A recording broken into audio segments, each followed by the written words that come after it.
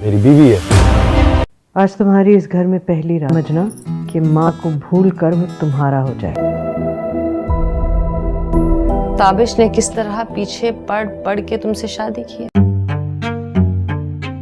माँ जी, इंसान ने जंगें लड़ी हैं सबकी खातिर। इज्जत से बढ़ के कोई शय नहीं होती माँ जी।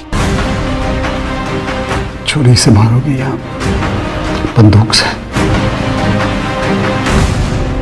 दुनिया तो खराब हो गई है उसकी। आखिरकार ताबिश भी बीना की 14 साल की मोहब्बत पर पानी फेरते हुए नाजिश से शादी तो कर ही लेता है। बीना उसको रोकती है लेकिन ताबिश कहाँ रुकने वाला होता है। जब मर्द ठान लेता है तो वो किसी भी चीज़ की नहीं सुनता, किसी भी चीज़ को मद्देनज़र नहीं रखता। उसे बस वही चाहिए होता है जो उसके दिमाग में चल रहा होता है। इसीलिए बीना भी अब अपना हाथ झाड़ लेती है और उसे समझ में आ जाता है कि उसे क्या करना है। इसीलिए वो बेज़ोत के साथ भाग जाती है।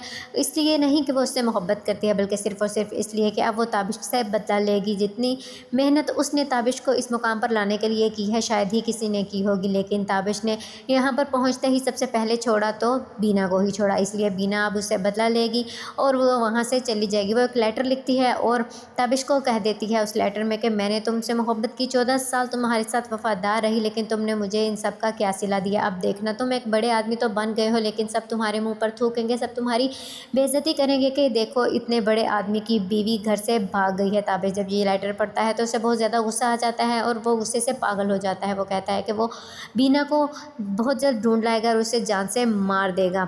मर्द और कर भी क्या सकता है, मर्द को कभी भी अपनी गलती तो नज़र ही नहीं आती। हमेशा जब भी झुकना पड़ता है औरत को ही झुकना पड़ता है और वो झुकाता भी औरत को ही है। लेकिन इस बार बीना बिल्कुल भी चुप नहीं रहने वाली और वो इतना बदला लेगी ताबिश से कि ताबिश की 7 नस्लें याद रखेंगी। ये ड्रामा मज़ीद बहुत ही मज़ेदार होने वाला है। इस